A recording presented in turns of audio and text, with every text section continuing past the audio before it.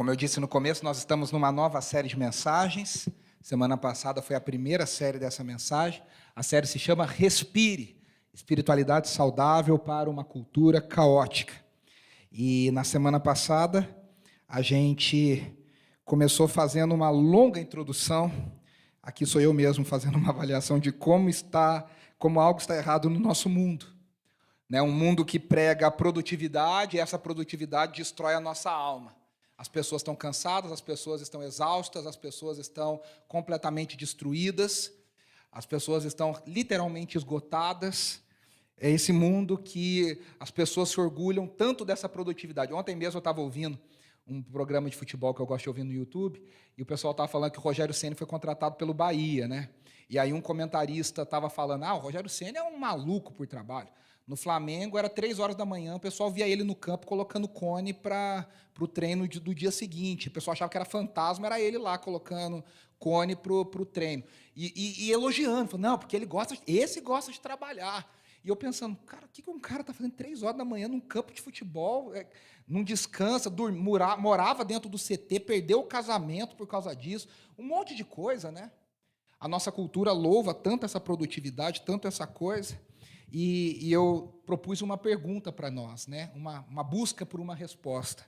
Será que existe uma alternativa de vida para essa realidade? Será que a gente só tem que se jogar nesse jogo? Ou será que a gente pode ter uma vida mais equilibrada? Será que a Bíblia não nos mostra uma vida mais equilibrada? E aí eu disse que nessa série nós vamos olhar para a vida de Jesus, para ver como que Jesus vivia. Mas o mundo de Jesus era outro. É verdade, o mundo de Jesus era outro. Mas os princípios da vida de Jesus e de como ele lidava com o seu tempo permanecem os mesmos. Permanecem os mesmos. Né? A tecnologia muda, mas o ser humano permanece o mesmo. Então, os desafios que Jesus tinha e que Jesus venceu são os desafios que nos apontam uma resposta de como nós também podemos confiar em Deus, como nós podemos confiar na provisão, tudo que nós cantamos aqui hoje, como que a gente pode descansar o nosso coração. A gente é ensinado o que a gente tem que fazer. Na cultura popular brasileira, né, se você escuta conversa de metrô, de ônibus, conversa com um colega de trabalho, as pessoas sempre falam assim, Deus está muito ocupado para se importar com a minha coisa, Deus está muito ocupado. Até Deus está ocupado. Né? A gente fala, Deus tem muitas outras coisas para resolver do que ficar olhando para essas picuinhas nossas. Quando a Bíblia nos mostra de um Deus que cuida, de um Deus que está interessado, de um Deus que se fez um de nós, para provar, para mostrar o seu amor por nós, para nos resgatar. E aí eu disse na semana passada e repito, né? Não adianta a gente refletir sobre isso para a gente falar, nossa, que reflexão bonita, né? Maravilhoso. Não, o meu desafio pessoal e o desafio para vocês vamos nos engajar numa mudança de vida. Vamos efetivamente lutar contra essa corrente, efetivamente buscar uma mudança radical de vida, mudar de vida mesmo. E todo mundo sabe, né? Seja na parte física, seja na parte emocional, seja com uma série de hábitos, vícios, para você mudar é muito difícil. Né? Eu sempre falo, para mudar para pior é fácil. Né? Quem luta com peso sabe. Para você emagrecer, nossa, mas é um suor, assim. Você faz 1000 coisas para perder 10 gramas na balança. Mas uma bobeada que você dá, os quilos vão descendo, assim, né? Porque para baixo a coisa é muito mais fácil. Para pior é muito mais fácil. Piorar é fácil. Melhorar é difícil. Buscar o jeito de Deus é difícil. E aí eu falei uma coisa e eu quero lembrar aqui, até indiquei o livro do James Smith, Você é Aquilo que Ama, e indiquei o Desejando o Reino, que é um pouquinho mais difícil, que ele nos lembra que se nós somos discípulos de Jesus, nós temos uma prioridade definida na nossa vida. Um discípulo de Jesus não é alguém que acha Jesus legal. Não é alguém que acha as músicas bonitas no louvor. Porque hoje você encontra muita gente assim. O Brasil, quase majoritariamente evangélico, você conversa com as pessoas, a pessoa fala, não, Jesus, nossa, eu escuto um pastor lá no Instagram, ele faz uma oração muito linda, muito bonita, tem um louvor eu até choro com aquela canção. As pessoas, mas isso não significa ser discípulo de Jesus. Ser discípulo de Jesus é aceitar as prioridades que Jesus coloca para nós, é comprar a agenda de Jesus, é comprar a prioridade de Jesus como minha. A gente sempre fala, né, que ele é salvador da nossa vida, mas ele deve ser, acima de tudo, nosso Senhor. Ele tem que ser o governante da nossa vida. A agenda dele deve governar a nossa. O que ele ama deve ser o que a gente ama. O que ele odeia deve ser o que a gente odeia. Não adianta eu gostar de Jesus e ter uma agenda completamente oposta de Jesus. Então, James Smith diz, os discípulos de Jesus têm uma prioridade maior. Qual que é a prioridade maior? Lembra que eu até falei? Que todo mundo tem um alvo na vida de o que é uma vida feliz. Todo mundo tem, cada ser humano, pensando, não pensando, sabendo, não sabendo, tem dentro de si um alvo. E a gente constrói intuitivamente ou conscientemente os nossos hábitos e as nossas prioridades em torno desse alvo. Do que a gente entende por uma vida feliz. Do que é uma vida plena. E o James Smith diz algo bem simples, mas que é muito difícil e muito profundo. Os discípulos de Jesus são desafiados a amar acima de todas as coisas o reino de Deus. O reino de Deus. Só que quando a gente, parece tão simples, né? Amar o reino de Deus, tá bom. Só que quando a gente ama o reino de Deus, a gente odeia esse mundo. A gente não odeia as pessoas, a gente não quer o mal das pessoas, não é isso que eu estou dizendo. A gente odeia a prioridade desse mundo, os valores desse mundo, a forma da injustiça desse mundo, da miséria desse mundo. Quando a gente ama o reino de Deus, todas as coisas são reajustadas na nossa vida. Não dá para a gente dizer que a gente serve a Jesus e manter uma agenda anterior a Jesus ou à parte de Jesus. E aí, ele diz, né, que nós deveríamos alinhar os nossos hábitos e a nossa agenda em torno da prioridade. Eu fiz uma pergunta para mim a semana inteira. E eu não sei se você que estava aqui semana passada também fez essa pergunta, espero que sim. Se ninguém nos conhecesse e só olhasse a nossa agenda, o que a nossa agenda diz sobre nós? O que o jeito que a gente gasta tempo diz sobre nós? O que ela revela sobre os nossos valores? O que as nossas prioridades revelam? Eu acho que se a gente tivesse uma honestidade conosco mesmo, a gente ia se assustar com o que as nossas prioridades, os nossos valores, os nossos hábitos e a nossa agenda diz sobre nós.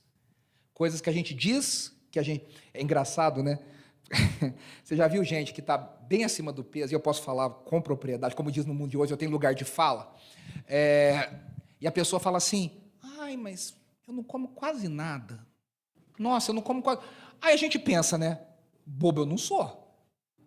A pessoa não come vento e está assim, muito acima do peso. É óbvio que uma pessoa que está acima do peso, se não for uma questão hormonal seríssima, tem uma alimentação muito ruim. Hábitos muito ruins. E aí, eu estou querendo dizer que isso acontece em várias coisas. A gente diz, não, eu amo a Deus. Mas será que a nossa agenda, os nossos hábitos, a nossa prioridade fala que a gente ama a Deus? Não, eu quero ver o reino de Deus acontecendo. Será que o jeito que a gente gasta o nosso dinheiro, como a gente poupa dinheiro, como a gente olha para as coisas, como a gente seleciona o que a gente lê, o que a gente vê, o que a gente assiste, mostra isso? Esse é o grande desafio. E aí eu disse, né, que Jesus, mesmo tendo apenas 3 anos para realizar o seu ministério, no momento que a coisa aconteceu, que ele estava no hype, que as coisas estavam assim, acontecendo, as multidões correndo atrás dele, que qualquer um de nós falaria, agora a gente vai encher o senhor de agenda. O senhor vai dar aula, vai fazer seminário, vai fazer curso online, vai fazer campanha evangelística, nós vamos encher a tua agenda. Na hora que as multidões estavam procurando ele, a Bíblia diz que ele se retirou para ficar sozinho e orar. E aí eu fiz uma pergunta, né? Por que Jesus fez isso e a gente provavelmente não faria? Porque os valores dele são diferentes dos nossos. Porque a prioridade dele é diferente da nossa. E hoje nós vamos falar sobre um grande problema dos nossos dias. A mensagem de hoje se chama Superocupado, o terror da obrigação total. A gente está sempre muito ocupado. E muitas vezes sentimos que esse é o caminho, estar cada vez mais ocupados. Tem gente que se sente culpada de não estar tão ocupado. Então fala, vou me tacar coisa para fazer, porque eu tenho que estar muito ocupado. Inclusive, semana passada a gente terminou com 12 perguntas para fazer um autodiagnóstico, e uma das perguntas é, se a pessoa fala, olha, eu sei que você está muito ocupado, mas... Né, essa doeu, né? Porque as pessoas sempre falam isso para mim. Eu sei que você está muito ocupado, mas... Né, como é difícil isso, a gente gosta de passar essa imagem, né? Poxa, essa semana eu estava conversando com uma pessoa aqui da nossa comunidade, ela disse, Nossa, eu sempre no trabalho gostei de ser aquela pessoa assim que trabalha até morrer para falar, eu estou valendo cada centavo que essa empresa está me pagando. Né? Olha que doideira. Na boa intenção de falar, eu quero ser um bom funcionário, a gente passa do limite. Né? A gente vai para o outro lado. Né? A gente vira como dizia a nossa antiga presidente, um workaholic, né? Um workaholic. Né? Então, tem um autor chamado Kevin DeYoung, ele é muito bom. No seu livro Super Ocupado, eu peguei o nome da mensagem do livro dele, ele diz que no mundo de hoje, a gente tem a possibilidade de fazer muita coisa. A tecnologia abriu muitas possibilidades. E adivinha o que acontece? Porque tem a possibilidade, a gente vai lá e faz mesmo. Ele diz, a gente tem a possibilidade, a gente transforma a possibilidade em realidade. Eu posso fazer, eu vou fazer tudo o que eu posso. Aí a gente vai enchendo a nossa agenda, vai enchendo a nossa agenda, vai enchendo a nossa agenda. Aquele filósofo sul-coreano que eu citei na semana passada, Byung-Chul Han, no seu livro A Sociedade do Cansaço, eu citei semana passada e quero citar aqui de novo. Outra parte, ele diz assim, preste atenção. O mundo organizado pelo paradigma imunológico, ele diz que o século XX foi o século das doenças, o século das bactérias, o século dos vírus. Aí ele diz, o mundo organizado pelo paradigma imunológico, ou seja, o século XX, é marcado por muros, cercas, barreiras. O século XX é nós contra eles. É tudo dividido, eu tenho medo do inimigo. É Estados Unidos contra a União Soviética, é a Alemanha contra os aliados, sabe? É tudo inimigo. É cerca, é barreira, é muro. Ele diz, o mundo atual é marcado pela globalização, pela ausência dessas limitações. Agora veja o que ele continua, ele diz assim, os adoecimentos neurais do século XXI seguem a dialética da positividade. Ele diz, qual que é o problema do mundo? O mundo de hoje é muito positivo. Aí você fala, positivo não pode ser errado. E ele diz que é, sabe por quê? Porque ele diz no livro dele que existe uma certa saúde na negatividade. Existe uma negatividade saudável. Quando você diz, eu não posso, eu não consigo, eu não vou dar conta, isso não está certo. Ele diz, o mundo de hoje é tudo tão positivo, é tudo tão para frente, que a gente acha que a gente dá conta de tudo, a gente pode todas as coisas, não há limites para o ser humano.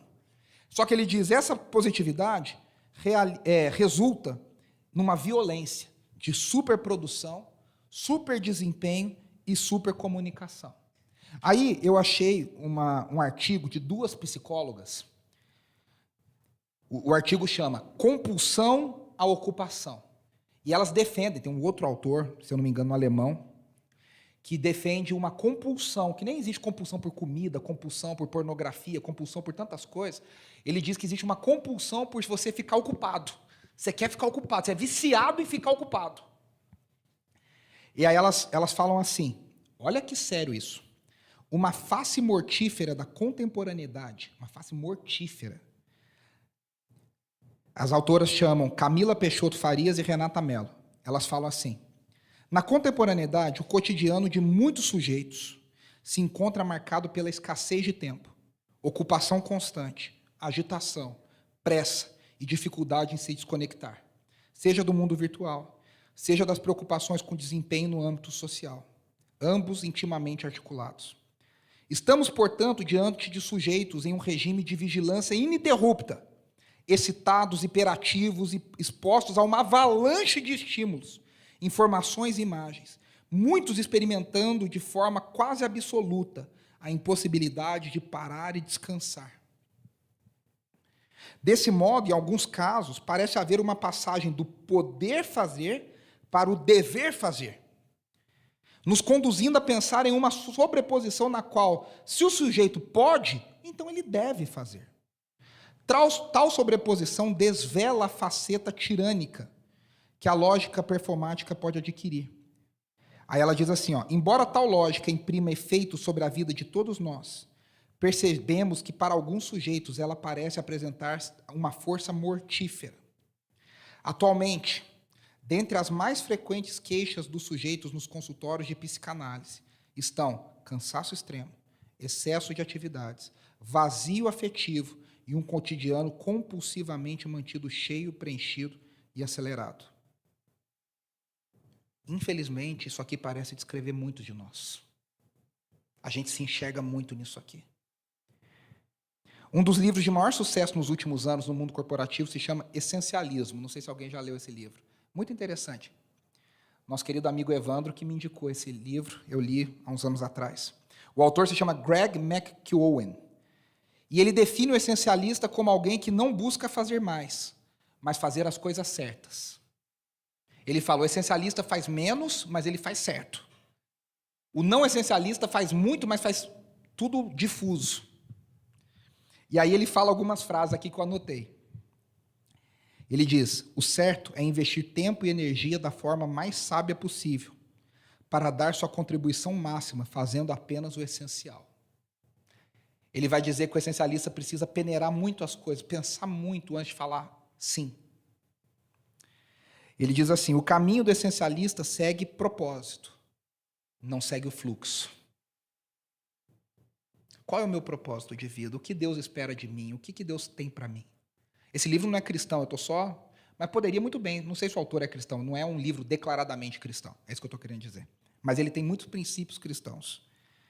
Aí ele fala assim, se não estabelecemos prioridades, alguém fará isso por nós. Na vida é sempre assim, se a gente não estabelece, alguém vai lá e estabelece pela gente. Se a gente não diz qual é a nossa prioridade, alguém vai dizer por nós. E isso é muito sério e muito importante. E aí ele também concorda que o grande problema é ter escolhas. Ele fala assim, o resultado de muitas escolhas é ter gente estressada que tenta encaixar mais atividade numa vida que já está sobrecarregada. Se fala muito no mundo do equilíbrio entre vida pessoal e profissional. Mas onde se espera que os funcionários estejam à disposição no celular 24 horas por dia, 7 dias por semana, não há equilíbrio. Ele vai na ferida das empresas. Né? Vocês falam tanto de saúde mental, tanto de coisa, mas quando você espera que o teu funcionário responda a mensagem qualquer hora do dia, qualquer hora da madrugada, esteja sempre antenado, não tem saúde. Essa é uma realidade de muitos de nós, gente. Esse é o mundo que a gente vive. E aí, eu costumo dizer que Jesus era, por essência, um essencialista. Ele não sabia do livro, não conhecia o termo, mas se aplica. Jesus não fez tudo o que ele podia, até porque ele podia quase todas as coisas. Ele podia fazer tantas coisas. Aliás, a tentação do diabo para Jesus foi para que ele fizesse mais coisas.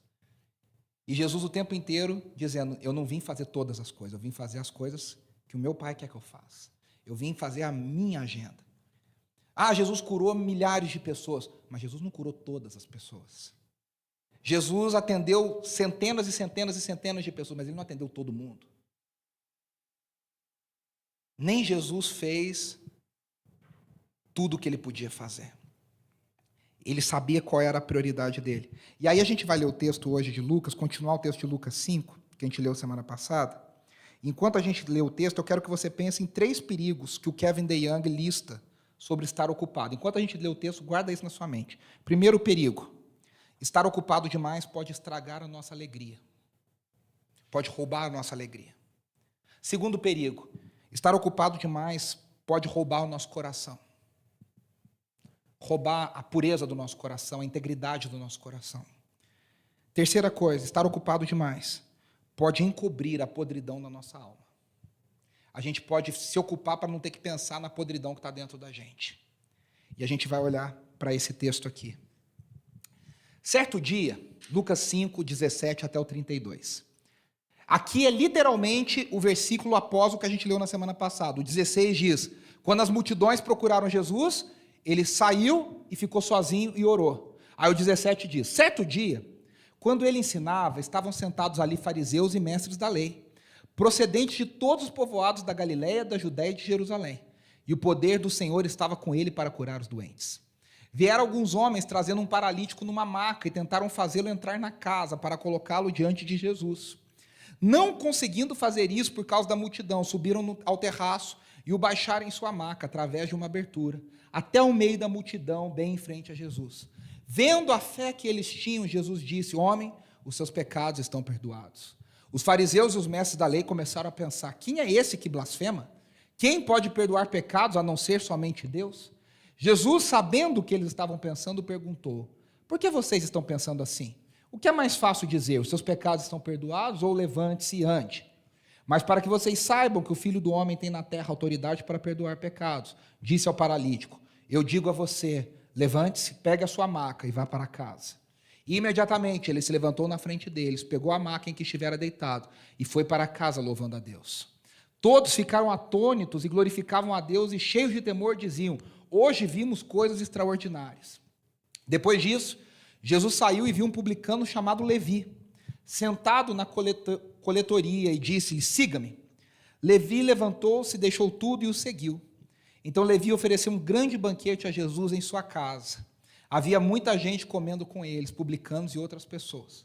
Mas os fariseus e aqueles mestres da lei, que eram da mesma facção, queixaram-se aos discípulos de Jesus: por que vocês comem e bebem com publicanos e pecadores? Jesus lhe respondeu: não são os que têm saúde que precisam de médico, mas sim os doentes. Eu não vim chamar justos, mas pecadores ao arrependimento. Esse texto aqui me deu bastante trabalho essa semana. Eu fiquei lutando com ele a semana inteira. Até estava falando aqui antes do culto começar, que eu fui terminar o sermão 1h da manhã de hoje. Eu estou preparando ele desde terça-feira. E porque faltava alguma coisa para encaixar. Porque o que acontece? O sermão mais... Bastidores de um sermão, né? O texto mais básico para pregar esse tema seria Marta e Maria. Seria o mais óbvio. Vou pegar Marta e Maria e falar que Marta está super ocupada e que Maria é o exemplo que a gente deveria ter. Não tem nada errado, maravilhoso. Mas me veio no coração que esse texto que a gente usou semana passada continuava. E eu estava encafifado com a figura de Levi, que, para quem não sabe, Levi é Mateus, o evangelista. É a mesma pessoa. Ele chamava Levi e Jesus dá um novo nome para ele chama Mateus, que é presente de Deus. E eu estava pensando, por que eu estava pensando em Mateus? Porque, se você prestou atenção, ele está trabalhando, e Jesus chega para ele e fala: vem e me segue. E a Bíblia diz que ele simplesmente largou tudo e seguiu. E a grande pergunta que ficou me martelando a semana inteira é: o que faz uma pessoa largar tudo que tem, deixar tudo para trás e seguir um cara que ela nunca viu, que ele nunca soube quem que é, e deixou tudo para seguir esse cara? E a pergunta que eu queria fazer era: será que nós temos essa coragem de fazer isso? E eu ainda quero chegar aí. Mas alguma coisa não estava me encaixando. E ontem, 11 horas da noite, me deu um clique. Que o super ocupado da história não é Mateus, não é Levi. Os super ocupados desse texto são os fariseus. Os fariseus são aqueles que estão perdidos na rotina, na agenda, na própria agenda do partido e do grupo deles. Porque, veja, os fariseus eram um grupo religioso ligado às sinagogas. No judaísmo do Segundo Templo, quando o povo de Judá volta do exílio babilônico, o templo não existe mais. Eles precisam reconstruir o templo. E quando o templo é reconstruído, a Arca da Aliança não existe mais. A Arca da Aliança não é colocada dentro do templo. O Segundo Templo nunca teve a Arca da Aliança. Eu disse isso aqui várias vezes durante a série de Êxodo. Então, e muitos judeus não voltaram, se espalharam. São chamados judeus da diáspora. Diáspora é esse espalhamento das pessoas pelas regiões do império. E aí o que acontece? Essas pessoas não podiam ficar vindo para Jerusalém toda hora adorar. Então, se cria esse partido, esse grupo dos fariseus, que são especialistas na Torá, são especialistas na lei, e eles agora estabelecem as sinagogas, que são lugares de ensino, que são lugares onde a lei é lida e ensinada. E os fariseus são os mestres por excelência. Eles sabiam as 613 leis do Antigo Testamento, eles sabiam toda a Torá e os profetas de cor. Até os 14 anos, todo fariseu sabia tudo de cor. Toda a Torá, Gênesis, Êxodo, Levítico, Números, Deuteronômio, todos os livros históricos e todos os profetas maiores e menores de cor. O que para a gente é o Antigo Testamento. Eles sabiam tudo de cor. E eles eram especialistas e além disso, eles desenvolveram um sistema oral que explicava na cabeça deles, mas na verdade complicava, as 600 e tantas leis. Então, além de ter 600 e tantas leis, eles ainda desenvolveram interpretações dessa lei. Então, é tipo assim, você vai ter que fazer o curso para entender o que a lei diz diante do que a gente interpreta. Nos dias de Jesus, Jesus combateu muito esse grupo. Porque esse grupo ele surge com um intuito muito bom, de preservar a palavra, de preservar o ensino do Senhor, de preservar a lei do Senhor. Só que ao longo das décadas e dos séculos, eles vão se engessando e se prendendo à sua própria agenda. E eles têm uma interpretação própria. E eles eram aqueles caras que, como dizia o personagem, olhavam os mínimos detalhes da lei. Eles queriam ver, sabe, peneirar o mosquitinho, eles queriam ver o mínimo do mínimo do mínimo defeito na lei. Então eles se especializaram em julgar a vida dos outros. Na prática era isso, eles olhavam para os outros e condenavam. Você está errado nisso, você está errado naquilo, você não fez isso, você não fez aquilo. Eles se tornaram grandes juízes do povo, de condenação, de peso. Jesus fala em determinado momento dos evangelhos, vocês não entram no reino de Deus e vocês ainda atrapalham quem quer entrar. Porque eles ficam apontando condenação, condenação, condenação. Geralmente, cá entre nós, uma pessoa legalista, ela quer, primeiro, ela nunca fala dela, ela só fala dos outros. Um legalista de verdade, de pura estirpe, ele é o primeiro a condenar o próximo. Mas ele não percebe que ele faz isso, muitas vezes, para esconder os próprios podres.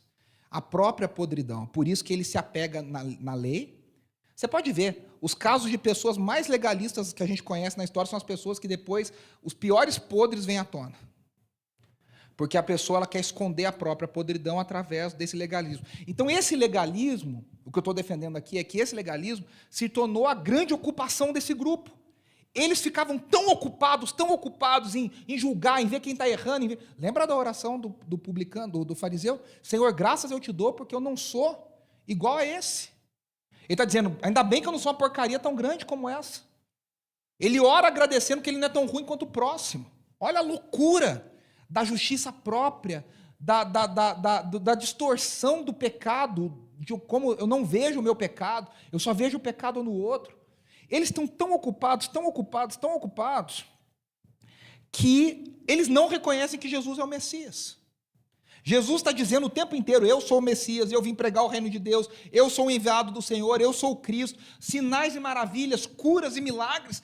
Se eles verdadeiramente amassem o Senhor e amassem a lei do Senhor, eles tinham que olhar para todas as profecias e falar, esse cara cumpre todas as profecias. Esse cara é a resposta, mas eles olham e eles não conseguem ver Jesus, porque eles não estão comprometidos com o reino de Deus. Eles dizem estar comprometidos com o reino de Deus, eles estão comprometidos com a própria agenda deles, com o que eles estabeleceram, com o que eles querem fazer. E aí, nesse texto, Levi funciona como um grande contraste, porque Levi, ou Mateus, é um coletor de impostos. Ele é um judeu que aceitou um cargo público, vamos dizer assim, do Império Romano. Só que tem o seguinte, para ele a vida estava resolvida. É que nem hoje, funcionário público desde aquela época já está bem de vida. Porque o que funcionava? Primeiro, era concursado, se ele não fizesse nada errado, era para a vida toda. Segundo, o Império estabelecia os impostos, mas eles podiam cobrar mais do que o Império pedia. Ou seja, eles passavam a mão no dinheiro do povo para enriquecimento. Então, eles passavam o que o Império pedia, que não era pouco, e ainda tinha um extra para eles guardarem para finança própria, para enriquecimento próprio. Zaqueu, que quando teve um encontro com Jesus, que não tem nada a ver com aquela música que o Fernando quer cantar aqui, a primeira coisa que ele percebeu foi que ele roubou muito. Ele roubou muito. Ele fala, eu vou devolver com juros e correção monetária. Porque parece dar-se a entender que Zaqueu era um chefe dos publicanos. Ou seja, se os publicanos menores já roubavam, os coletores de impostos menores já roubavam, você imagina o chefe. Um miliciano, vou dizer, no mundo de hoje seria um miliciano. Ele roubava, coletava taxa para tudo. Taxa para tudo, para os problemas que ele mesmo causava. E aí, Mateus, que é um cara desse, ele é considerado um traidor pelos seus compatriotas. Por quê? Porque ele trabalha para o império que explora o povo. Então, ele é um traidor. Não é que o povo considerava, ele é. Então, os fariseus já diziam, você não pode ir na sinagoga. Mateus não podia estudar a lei na sinagoga. Levi não podia estudar a lei na sinagoga, porque ele não era uma pessoa bem vista na sinagoga. Ele não era convidado para festas, ele não era convidado para festividades, porque ele era uma pessoa uma persona não grata na sociedade, porque ele era visto como um grande traidor.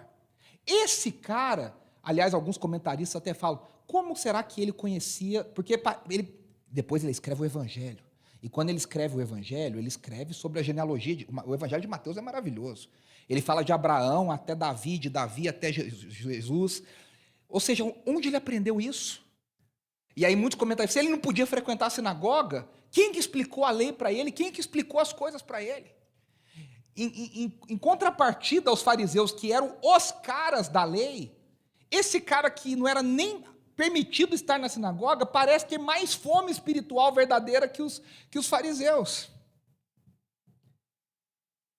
Ao ponto, como eu disse, dele ver Jesus, de repente, Jesus falar para ele, vem e me segue. Gente, ele largou tudo. É exatamente isso. Ele largou uma carreira pública.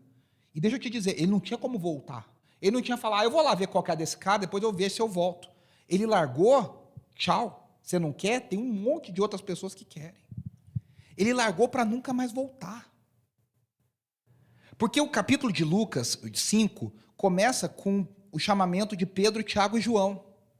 Mas Pedro, Tiago, João e André, parece que a Bíblia diz que eles já eram discípulos de João Batista. Então eles tinham um conhecimento da mensagem de João Batista de que o reino de Deus estava chegando. Eles já estavam meio que preparando o caminho para encontrar Jesus. E João Batista mesmo ajuda e fala, eu não sou o cara. O cara, não é Roberto Carlos que escreveu isso, esse cara não sou eu, esse cara é ele. Né? E aí eles vão e seguem Jesus. Agora Levi parece não ter nenhum background, parece não ter nada, e de repente Jesus aparece para ele e fala, vem, me segue, e ele larga tudo. Eu estou querendo dizer o seguinte, se vocês estão me entendendo, que tipo de pessoa é Jesus? E Jesus é o mesmo, como diz na quadrangular, ontem, hoje, para sempre, ele é sempre o mesmo. Que tipo de impacto Jesus causa que faz uma pessoa largar tudo que tem para segui-lo sem ter nada em vista? Que tipo de impacto Jesus tem na nossa vida para a gente dar tudo o que a gente tem e largar tudo o que a gente tem para segui-lo? Há muitos anos atrás, eu contei para vocês de uma pessoa, um americano que eu conversei há muitos anos atrás, quando eu estava em dúvida do que fazer da vida. E nesse mesmo lugar tinha um outro professor americano chamado Pete Sanches, Dr. Pete Sanches, desse tamaninho assim. Ele compôs uma música que é cantada no mundo inteiro, que chama We Exalt You, que a gente fala, te exaltamos,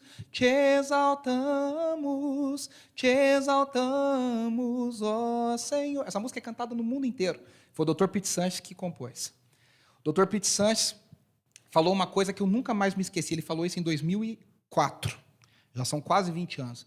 Ele disse, no dia que a gente diz sim para Deus, que a gente diz sim para Jesus, preste atenção que isso é muito impactante. Jesus apresenta para a gente um contrato.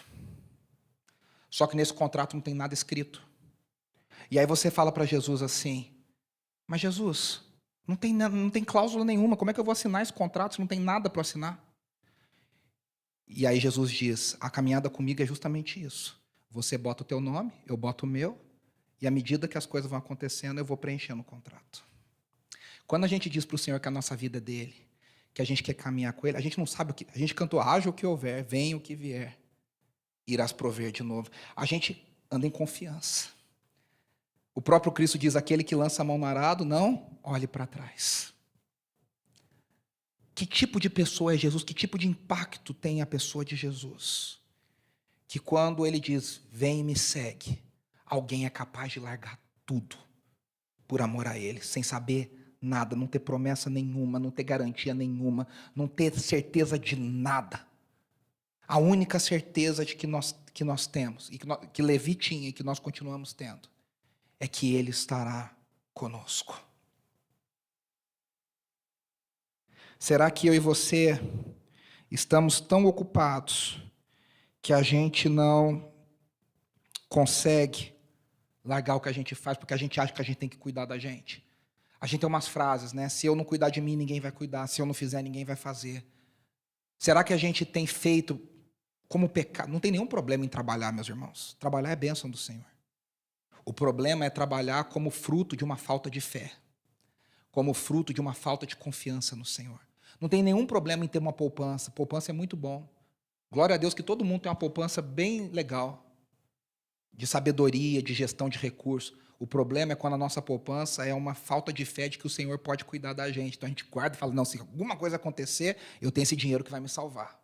Não é o nosso dinheiro que vai nos salvar, não é a nossa poupança que vai nos salvar, não é o nosso emprego que vai nos salvar.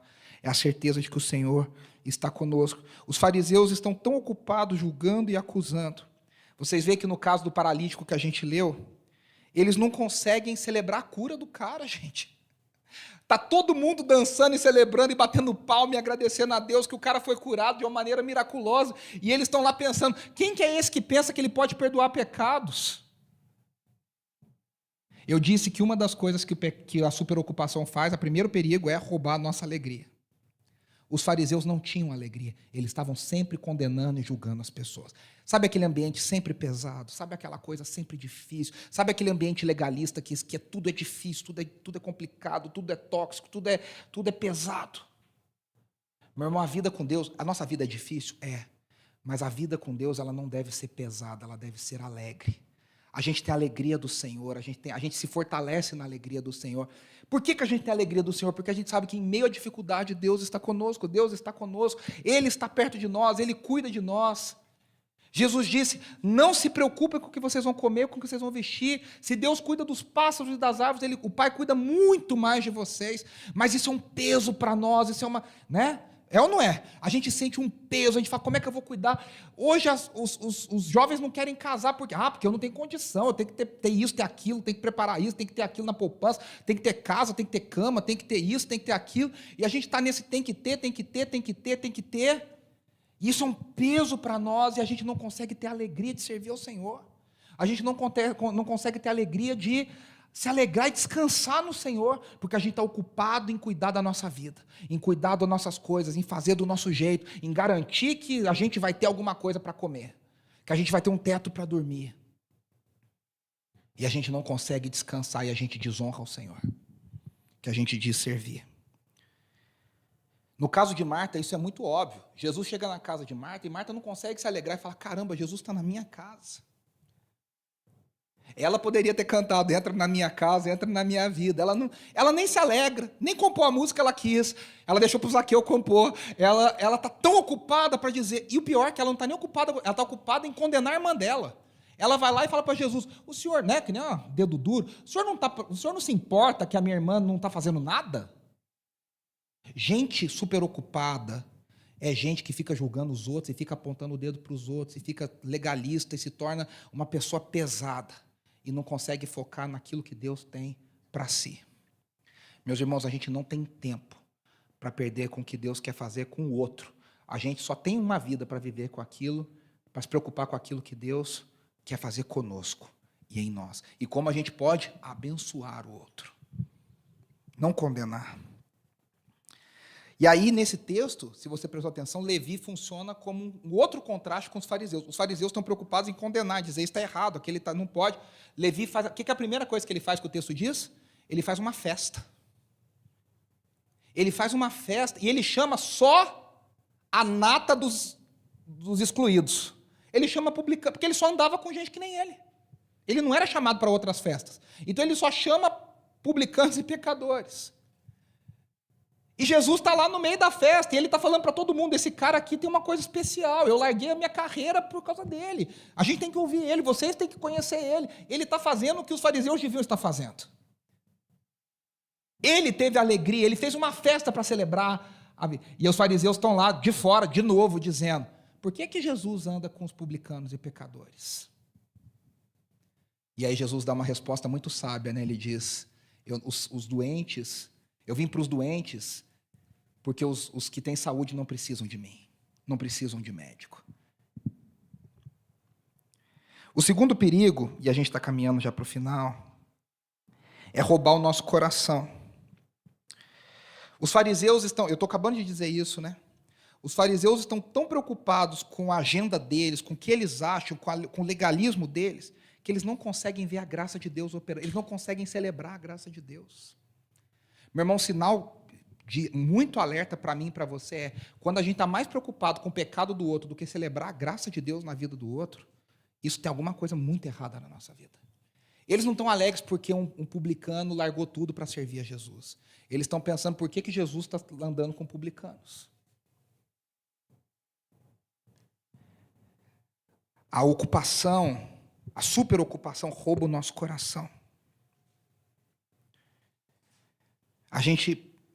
Sabe um outro exemplo nos evangelhos que fala sobre isso? O jovem rico. O jovem rico queria servir Jesus. Ele percebeu que Jesus era o cara. Ele percebeu que Jesus era diferente. E ele queria seguir Jesus. E quando Jesus fala para ele o que era necessário, vai lá e vende tudo que você tem, ele não conseguiu. O coração dele já não conseguiu desapegar. A superocupação dele, a superapego, já roubou o coração dele, já roubou a prioridade do coração dele, já roubou a consciência dele, já roubou a pureza do coração. A gente tem que se fazer perguntas, será que a gente não está tão ocupado que a gente se torna insensível? Será que a gente não tem tanta coisa acontecendo na nossa vida que a gente fala inconscientemente, muitas vezes, eu não tenho nem tempo de pensar nisso. Eu tenho tanta coisa para fazer que eu não posso nem me preocupar com o próximo, eu não posso me preocupar com o outro. Eu não tenho tempo para me importar com o outro. Sabe quando a gente vê pessoas pedindo coisas nos semáforos? E se você é como eu, a gente vê tanto isso, a gente sente alguma coisa no coração, mas você vê tanto, tanto, tanto, que a gente começa a sentir cada vez menos. Você fala, se eu sentir toda vez, eu não vou viver, eu vou sair de casa só para fazer coisa com os outros. Porque a necessidade de...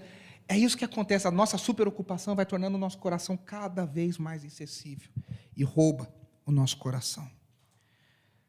O jovem rico não conseguiu seguir Jesus, porque a sua ocupação com a riqueza o impediu. O terceiro perigo que eu disse é que a superocupação encobre a podridão da alma. A gente meio que se ocupa com outras coisas para não ter que pensar no nosso podre, para pensar no nosso pecado, para pensar na nossa fraqueza. Então, para os fariseus, era muito mais cômodo se ocupar de julgar os outros do que olhar para dentro deles. Era muito mais fácil olhar para o pecado do outro do que olhar para o pecado próprio. Quem está super ocupado tem a tendência de achar que consegue resolver todos os seus problemas sozinho. A gente muitas vezes não tem coragem de pedir ajuda, a gente acha que não precisa de ajuda. A gente acha que a gente é, ainda mais hoje, né, esse discurso aí, empoderado, que a gente resolve, que um coach falou que eu acordo 4 da manhã e todos os meus problemas estão resolvidos. E aí a gente começa a julgar quem não faz isso. Sabe aquela pessoa que, mundo real, né? Aquela pessoa que se torna vegana e começa a julgar todo mundo que come carne? Ou a pessoa que começa na academia e começa a julgar todo mundo que não vai na academia? Ou a pessoa que, sabe, que começa a acordar 4 horas da manhã e fala, nossa, você acorda às 7? Nossa, mas e aí? A pessoa começa a julgar os outros que não estão no mesmo... Ela não entende, ela tá ocupada em mostrar isso. E Jesus criticou os fariseus porque ele disse, vocês estão preocupados em procurar prestígio, poder, reconhecimento. Vocês estão preocupados com as aparências, mas as coisas mais importantes vocês estão negligenciando. Vocês estão negligenciando a justiça, a misericórdia, a graça. Jesus dá um exemplo disso, né? Ele fala, vocês estão preocupados com o dízimo, e vocês estão deixando o pai de vocês passar fome. Vocês perderam o coração, vocês estão encobrindo a podridão da alma de vocês. E aí tem uma frase aqui que eu escrevi, que eu anotei, que diz assim, a desordem da vida diária é produto da desordem nos recônditos mais interiores do nosso coração. Se a gente for bem sincero com a gente mesmo, a nossa vida está uma bagunça, porque o nosso coração está uma bagunça. A nossa vida está uma bagunça porque as nossas prioridades estão bagunçadas. A gente se perdeu na loucura do dia a dia. As coisas não são como elas deveriam ser porque nós não somos como deveríamos ser. Aí o Kevin DeYoung escreve assim, isso significa que a nossa compreensão de ocupados demais deve começar com o pecado que gera tanto outros pecados em nossa vida. Você sabe qual que é a raiz de todos os pecados? E está nisso de estarmos super ocupados. Orgulho. A gente se ocupa porque lá dentro a gente tem um orgulho que nos impede de confiar em Deus, que nos impede de descansar em Deus, que nos impede de crer que, acima de tudo, Ele é o Deus que governa a nossa vida. A gente quer fazer do nosso jeito, a gente quer dizer que a gente é capaz, a gente quer merecer a graça de Deus. A gente quer merecer a salvação. A gente quer falar para Deus, o Senhor é muito bom, mas eu também ajudei, hein? Eu também colaborei aqui. Eu também dei minha contribuição. Então, a raiz da nossa superocupação, se a gente for bem sincero, é orgulho. É orgulho. De dizer, Senhor, eu não sou nada. A gente cantava uma música, os mais antigos de igreja vão lembrar que a gente cantava assim, Senhor, eu não sou nada diante do teu poder, nem merecedor do teu imenso amor. A gente não é nada.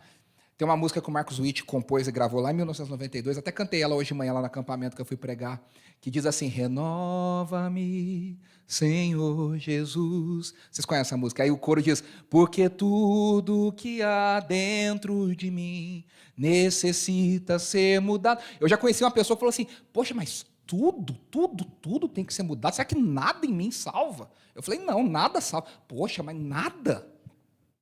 Eu falei, nada, irmão, nada. Porque a gente tem esse orgulho besta, a gente não consegue se quebrantar na presença do Senhor. E a nossa superocupação tem sabe, a gente gosta de falar para os outros, olha a minha agenda, olha a minha lista de contatos, olha o meu network, olha como eu sou ocupado, olha como eu tenho uma agenda grande, cheia. Imagina que vergonha a pessoa falar, e aí, está trabalhando muito? Não, estou lá em casa, deitado na rede. A gente não tem essa coragem. A gente acha que isso é pecado. Quando, na verdade, é o outro que está pecando. A gente devia falar, está trabalhando muito? Estou não. Graças a Deus, estou não. Estou aqui de boa. Tenho tempo para tudo. Eu acordo bem, eu oro, eu leio a Bíblia, eu vejo série, eu vejo filme. Mas a gente imagina, né? Se a pessoa pergunta, você está trabalhando? Estou. Nossa, estou muito. Estou trabalhando muito. Esse orgulho se manifesta de algumas formas. Eu preciso agradar os outros. E aí eu me ocupo para agradar os outros. Eu não sei falar não. Eu só falo sim, para todo mundo gostar de mim. Eu preciso de poder. Eu acho que se eu estiver ocupado, eu tenho controle. Como diria, né, o profeta compadre Washington, sabe de nada, inocente, né? A gente se mantém ocupado para disfarçar, para fingir que a gente pode controlar alguma coisa. Eu me mantenho ocupado por um perfeccionismo maldito que nos acompanha, que eu não posso piscar, porque se eu piscar, alguma coisa vai sair errado. Então eu fico o tempo inteiro ligado, achando que tudo vai estar perfeito se eu estiver no comando. Orgulho. Eu me mantenho ocupado porque eu quero manter a minha posição. Afinal, se eu quero ser grande, eu tenho que lutar por isso. E a gente não entendeu que grandeza no reino de Deus é outra coisa completamente diferente. Como é que a gente conclui isso, meus irmãos? A gente precisa se libertar desse terror da obrigação total. Eu e você não temos que fazer tudo. Deus não quer que a gente faça tudo. Ele não nos fez para fazer tudo. A gente não precisa dizer sim para tudo. Você não precisa ser bom em tudo. Você não precisa acordar ocupado, dormir cansado. Como é que a gente se liberta disso? Quando a gente entende que a gente não é Jesus, que a gente não é o Salvador, que a gente não é o Senhor da nossa vida. Quando a gente entende que Jesus é o Senhor da nossa vida e que a gente precisa colocar a nossa vida nas mãos dele, aí as coisas começam a se ajeitar a partir disso. Lembre-se o que eu disse lá no começo, nem ele, sendo Deus, fez tudo o que ele poderia fazer. Se ele não fez tudo o que ele poderia fazer, por que a gente acha que dá conta de fazer tudo? Por que a gente quer ganhar o mundo e perder a alma? Por que a gente quer fazer tanto para não cuidar do nosso coração? Eu vou ler aqui um parágrafo para vocês. Jesus não supriu todas as necessidades. Ele deixou gente esperando na fila para ser curado. Deixou uma cidade para pregar em outra. Foi para um lugar afastado para orar. Ficou cansado. Jamais interagiu com a maioria das pessoas do planeta. Ele não tentou fazer tudo. Contudo, ele fez tudo o que Deus Pai pediu. Eu e você não temos que fazer tudo. A gente tem que fazer tudo o que Deus espera de nós. A nossa pergunta tem que ser, Senhor, o que o Senhor espera de nós, de mim? O que o Senhor quer da minha família? O que o Senhor quer da minha casa? O que o Senhor quer de mim? O que o Senhor quer que eu faça? Para que eu digo sim? Para que eu digo não? O que eu devo aceitar? O que eu devo rejeitar? E aí, meus irmãos, fica uma dica para todos nós. E é um dever de casa. a gente precisa começar a olhar para a nossa agenda e começar a tirar coisa. Vai ser difícil, vai ser complicado, você vai ter que ligar para as pessoas e falar, olha, ela sabe aquilo que eu falei? Então, infelizmente, eu não vou dar conta. Infelizmente, eu não vou conseguir. A gente vai precisar começar a limpar, a rever as prioridades, a rever as coisas. Ah, mas sempre fiz. É difícil, é complicado, mas a gente vai precisar limpar o nosso coração, a nossa mente e a nossa agenda. Para a gente se ocupar com o que Deus quer que a gente ocupe. Para a gente não estar cansado o tempo inteiro, para a gente estar disponível para ser bênção na vida das pessoas, para desfrutar da vida. O Evangelho é maravilhoso porque ele nos equilibra. Eu não faço nada para ser aceito, eu faço porque eu já fui aceito. Eu e você não precisamos fazer nada para merecer a graça de Deus, do que nós cantamos hoje. Graça incansável, graça infalível. Essa graça já nos alcançou. Essa graça já foi dada a nós. Então eu preciso confiar em Cristo, eu preciso confiar em Deus, eu preciso confiar que Ele é Deus e eu não sou. Que Ele é o Senhor e eu não sou. E aí eu me pergunto, o que Deus quer que eu faça? E aí eu quero terminar com um versículo. Enquanto os fariseus estavam ocupados impondo regulamentos e condenações, Jesus estava dizendo isso aqui para as pessoas. Mateus 11, 28 a 30. Venham a mim todos os que estão cansados e sobrecarregados, e eu darei descanso a vocês. Tomem sobre vocês o meu jugo e aprendam de mim, pois sou manso e humilde de coração, e vocês encontrarão descanso para as suas almas, pois o meu jugo é suave e o meu fardo é leve. Jesus não está dizendo que a vida com Ele é fácil. A vida com Jesus não é fácil. Jesus está dizendo que a gente não tem um peso de ter que se salvar. Ele nos salvou. A gente não tem que carregar a nossa salvação nas costas. Ele é o Senhor e Salvador da nossa vida. E aí a vida se torna mais leve. O fardo é mais leve de carregar, porque a gente sabe que não depende de nós. É o contrário da música lá do Criança Esperança. Não depende de nós. Não depende de nós. Depende somente dele. É dele, como a gente cantou semana passada. É meu, somente meu, todo o trabalho. E o teu trabalho, o nosso, é descansar nele. Vamos orar? Senhor, nós te agradecemos porque o Senhor é o nosso Senhor e Salvador. Obrigado porque em Ti nós encontramos descanso. Nós queremos pedir perdão ao Senhor porque nós temos pecado contra o Senhor quando nós estamos tão ocupados. Nós temos pecado contra o Senhor, nós temos tido orgulho em querer parecer, em querer ter, em querer manter uma posição, em querer manter um poder, em querer agradar as pessoas, quando tudo que nós somos chamados é para aceitar a Tua graça e fazermos aquilo que o Senhor quer de nós. Ajuda-nos nesse processo, Senhor, de rever a nossa agenda. Ajuda-nos nesse processo de eliminar as coisas que estão fora do lugar. Ajuda-nos, Senhor, nesse processo de abrirmos mão daquilo que o Senhor não quer de nós e de dizermos sim para aquilo que o Senhor quer de nós. Trabalha no nosso coração, trabalha na nossa mente, para que a gente se ocupe daquilo que a Tua vontade quer para nós. Que a gente tenha a agenda do Senhor e que as nossas prioridades e que a nossa agenda cada vez mais reflitam a prioridade do Senhor na nossa vida e o amor do Senhor na nossa vida. Essa é a nossa oração, no nome de Jesus.